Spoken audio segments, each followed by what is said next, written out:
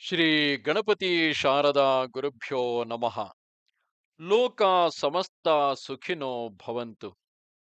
ಶ್ರೋತೃಗಳಿಗೆ ಸ್ವಾಮಿ ದಯಾನಂದ ಸರಸ್ವತಿ ಇವರು ರಚಿಸಿರುವ ವೇದ ಭಾಷ್ಯಗಳ ಕನ್ನಡ ಭಾಷಾಂತರವನ್ನು ಆಧರಿಸಿ ಯಜುರ್ವೇದ ಮಂತ್ರಗಳ ಪರಿಚಯವನ್ನು ಮಾಡಿಕೊಳ್ಳುವ ಈ ನಮ್ಮ ಕಿರು ಪ್ರಯತ್ನಕ್ಕೆ ತಮಗೆ ಆದರದ ಸ್ವಾಗತ. ನಾವೀಗ ವೇದ ಭಾಷ್ಯದ ಎರಡನೆಯ ಅಧ್ಯಾಯದಲ್ಲಿದ್ದೇವೆ. ಓಂ ವಿಶ್ವಾನಿ ದೇವ ಸವಿತರ್ದುರಿತಾನಿ ಪರಾಸುವ ಯದ್ಭದ್ರಂ ತನ್ನ ಆಸುವ ಎಂಬ ಶ್ಲೋಕದಂತೆ ಅಥವಾ ಮಂತ್ರದಂತೆ ಈಶ್ವರನು ಇದೆಲ್ಲವನ್ನು ಮೊದಲನೆಯ ಅಧ್ಯಾಯದಲ್ಲಿ ವಿಧಾನ ಮಾಡಿ ಈಗ ಎರಡನೆಯ ಅಧ್ಯಾಯದಲ್ಲಿ ಪ್ರಾಣಿಗಳ ಸುಖಕ್ಕಾಗಿ ಹಿಂದೆ ಹೇಳಿದ ಅರ್ಥದ ಸಿದ್ಧಿಯನ್ನು ಉಂಟುಮಾಡಲು ವಿಶಿಷ್ಟವಾದ ವಿದ್ಯೆಗಳನ್ನು ಪ್ರಕಾಶಪಡಿಸುತ್ತಾನೆ.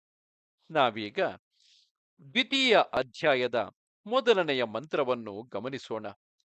ಕೃಷ್ಣೋಸಿ ಎಂಬ ಈ ಮಂತ್ರದ ಋಷಿ ಪರಮೇಷ್ಠಿ ಪ್ರಜಾಪತಿ, ಯಜ್ಞ ದೇವತೆ, ನಿಚೃತ್ ಪಂಕ್ತಿ ಛಂದಸ್ಸು, ಪಂಚಮ ಸ್ವರ. ಈ ಅಧ್ಯಾಯದಲ್ಲಿ ಮೊದಲು ಯಜ್ಞದ ವೇದಿ ಮೊದಲಾದವುಗಳ ರಚನೆಯನ್ನು ಉಪದೇಶಿಸಲಾಗುತ್ತಿದೆ.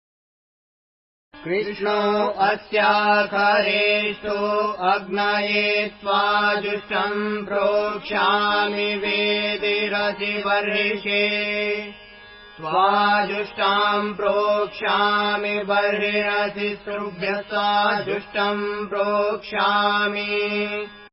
ಶ್ರೀ ಗಣಪತಿ ಶಾರದಾ ಗುರುಭ್ಯೋ ನಮಃ. ಲೋಕ ಸಮಸ್ತ ಸುಖಿನೋ ಭವಂತು. ಶ್ರೋತೃಗಳಿಗೆ ಸ್ವಾಮಿ ದಯಾನಂದ ಸರಸ್ವತಿ ಇವರು ರಚಿಸಿರುವ ವೇದ ಭಾಷ್ಯಗಳ ಕನ್ನಡ ಭಾಷಾಂತರವನ್ನು ಆಧರಿಸಿ ಯಜುರ್ವೇದ ಮಂತ್ರಗಳ ಪರಿಚಯವನ್ನು ಮಾಡಿಕೊಳ್ಳುವ ಈ ನಮ್ಮ ಕಿರು ಪ್ರಯತ್ನಕ್ಕೆ ತಮಗೆ ಆದರದ ಸ್ವಾಗತ. ನಾವೀಗ ವೇದ ಭಾಷ್ಯದ ಎರಡನೆಯ ಅಧ್ಯಾಯದಲ್ಲಿದ್ದೇವೆ. ಓಂ ವಿಶ್ವಾನಿ ದೇವ ಸವಿತರ್ದುರಿತಾನಿ ಪರಾಸುವ ಯದ್ಭದ್ರಂ ತನ್ನ ಆಸುವ ಎಂಬ ಶ್ಲೋಕದಂತೆ ಅಥವಾ ಮಂತ್ರದಂತೆ ಈಶ್ವರನು ಇದೆಲ್ಲವನ್ನು ಮೊದಲನೆಯ ಅಧ್ಯಾಯದಲ್ಲಿ ವಿಧಾನ ಮಾಡಿ ಈಗ ಎರಡನೆಯ ಅಧ್ಯಾಯದಲ್ಲಿ ಪ್ರಾಣಿಗಳ ಸುಖಕ್ಕಾಗಿ ಹಿಂದೆ ಹೇಳಿದ ಅರ್ಥದ ಸಿದ್ಧಿಯನ್ನು ಉಂಟುಮಾಡಲು ವಿಶಿಷ್ಟವಾದ ವಿದ್ಯೆಗಳನ್ನು ಪ್ರಕಾಶಪಡಿಸುತ್ತಾನೆ. ನಾವೀಗ ದ್ವಿತೀಯ ಅಧ್ಯಾಯದ ಮೊದಲನೆಯ ಮಂತ್ರವನ್ನು ಗಮನಿಸೋಣ. ಕೃಷ್ಣೋಸಿ ಎಂಬ ಈ ಮಂತ್ರದ ಋಷಿ ಪರಮೇಷ್ಠಿ ಪ್ರಜಾಪತಿ, ಯಜ್ಞ ದೇವತೆ, ನಿಚೃತ್ ಪಂಕ್ತಿ ಛಂದಸ್ಸು, ಪಂಚಮ ಸ್ವರ. ಈ ಅಧ್ಯಾಯದಲ್ಲಿ ಮೊದಲು ಯಜ್ಞದ ವೇದಿ ಮೊದಲಾದವುಗಳ ರಚನೆಯನ್ನು ಉಪದೇಶಿಸಲಾಗುತ್ತಿದೆ. ಈ ಮಂತ್ರದ ಅನ್ವಯಾರ್ಥವು ಹೀಗಿರುವುದು.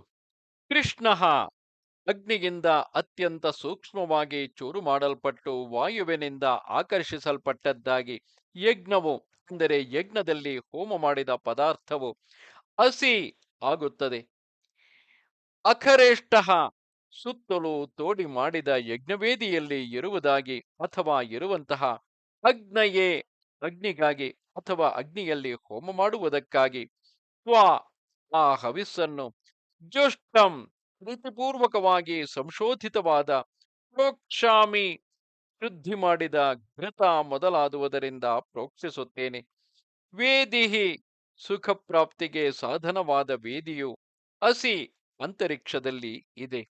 ಬರ್ಹಿಷೆ ಹೋಮ ಮಾಡಿದ ಪದಾರ್ಥಗಳು ಅಂತರಿಕ್ಷಕ್ಕೆ ಹೋಗುವಂತೆ ಮಾಡಲು ಆ ವೇದಿಯನ್ನು ಅಥವಾ ವೇದಿಯಲ್ಲಿರುವ ಹವಿಸ್ಸನ್ನು ಜುಷ್ಟಾಂ ಪ್ರೀತಿಯಿಂದ ತಯಾರಿಸಿದ ಪ್ರೋಕ್ಷಾಮಿ ಉತ್ತಮವಾದ ತುಪ್ಪ ಮೊದಲಾದುವುದರಿಂದ ಸೇಚನೆ ಮಾಡುತ್ತೇನೆ. ಬರ್ಹಿಹಿ ಪದಾರ್ಥಗಳನ್ನು ಶುದ್ಧಿಪಡಿಸುವ ಜಲವು ಹಸಿ ಅಂತರಿಕ್ಷದಲ್ಲಿ ಇರುತ್ತದೆ. ಸೃಗ್ಭ್ಯ ಹವಿಸ್ಸನ್ನು ಸುರಿಯುವ ಸಾಧನವಾದ ಸೃಕ್ ಅಥವಾ ಸೌಟು ಮೊದಲಾದ ಸಾಧನಗಳಿಂದ ಶುದ್ಧಿ ಮಾಡಿದ ಆ ದುಷ್ಟಂ ಪುಷ್ಟಿ ಮುಂತಾದ ಗುಣಗಳಿಂದ ಕೂಡಿದ ಪ್ರೀತಿಕರವಾದ ಜಲವನ್ನು ಅಥವಾ ವಾಯುವನ್ನು ಪ್ರೋಕ್ಷಾಮಿ ಶೋಧಿಸುತ್ತೇನೆ ಅಥವಾ ಪ್ರೋಕ್ಷಿಸುತ್ತೇನೆ. ಈ ಮಂತ್ರದ ಭಾವಾರ್ಥವು ಹೀಗಿರುವುದು. ನೆನಪಿರಲಿ, ಈ ಮಂತ್ರವು ಯಜ್ಞದ ವೇದಿ ಮೊದಲಾದವುಗಳ ರಚನೆಯನ್ನು ಉಪದೇಶಿಸುತ್ತಿರುವುದು. ಈಶ್ವರನು ಉಪದೇಶ ಮಾಡುತ್ತಾನೆ. ಏನೆಂದರೆ, ಎಲ್ಲ ಮನುಷ್ಯರು ವೇದಿಯನ್ನು ರಚಿಸಿ ಯಜ್ಞ ಪಾತ್ರ ಮೊದಲಾದ ಸಾಮಗ್ರಿಯನ್ನು ತೆಗೆದುಕೊಂಡು ಚೆನ್ನಾಗಿ ಶುದ್ಧಿ ಮಾಡಿ ಆ ಹವಿಸ್ಸನ್ನು ಅಗ್ನಿಯಲ್ಲಿ ಹೋಮ ಮಾಡಿ ಯಜ್ಞವನ್ನು ಮಾಡಬೇಕು. ಅಂತಹ ಯಜ್ಞವು ಶುದ್ಧವಾದ ವೃಷ್ಟಿ ಜಲದಿಂದ ಎಲ್ಲ ಔಷಧಿಗಳನ್ನು ಪುಷ್ಟಿಗೊಳಿಸುತ್ತದೆ. ಈ ಹಿಂದಿನ ಅಧ್ಯಾಯದಲ್ಲಿಯೇ ಯಜ್ಞದಿಂದ ಆ ಯಜ್ಞದ ಹವಿಸ್ ಪದಾರ್ಥವು ವಾತಾವರಣವನ್ನು ಸೇರಿ ಸೂರ್ಯಕಿರಣಗಳಿಂದ ಚೂರು ಮಾಡಲ್ಪಟ್ಟು ಮೇಘಮಂಡಲವನ್ನು ಸೇರಿ ತನ್ಮೂಲಕ ಅಲ್ಲಿರುವ ಜಲವನ್ನು ಶುದ್ಧೀಕರಣಗೊಳಿಸಿ ಅವುಗಳ ವೃಷ್ಟಿಯಿಂದ, ಅಂದರೆ ಆ ಮಳೆಯಿಂದಾಗಿಯೇ ಔಷಧಿಗಳು ಸೃಷ್ಟಿಯಾಗುವುದರಿಂದ ಔಷಧಿಗಳು ಪವಿತ್ರಗೊಳ್ಳುತ್ತವೆ ಎಂದು ಹೇಳಲಾಗಿತ್ತು. ಅದನ್ನೇ ಮುಂದುವರಿದು ಆ ರೀತಿ ಶುದ್ಧ ಸಾಮಗ್ರಿಗಳಿಂದ ಹೋಮವನ್ನು ಮಾಡಿದಾಗ ಯಜ್ಞವು ಅದರಿಂದ ಶುದ್ಧವಾದ ವೃಷ್ಟಿ ಜಲದಿಂದ ಎಲ್ಲ ಔಷಧಿಗಳನ್ನು ಪುಷ್ಟಿಗೊಳಿಸುತ್ತದೆ. ಅದರಿಂದ ಎಲ್ಲ ಪ್ರಾಣಿಗಳಿಗೂ ಸದಾ ಸುಖವನ್ನುಂಟು ಮಾಡುವುದು ಮನುಷ್ಯರ ಕರ್ತವ್ಯವೆಂಬುದು ಈ ಮಂತ್ರದ ಸದಾಶಯವಾಗಿದೆ. ನಮಸ್ತೆ ಶಾರದೆ ದೇವಿ ಕಾಶ್ಮೀರ ಪುರವಾಸಿನಿ ತ್ವಾಮಹಂ ಪ್ರಾರ್ಥೆಯೇ ನಿತ್ಯಂ ವಿದ್ಯಾದಾನಂಚ ದೇಹಿಮೆ. ನಮಸ್ಕಾರ.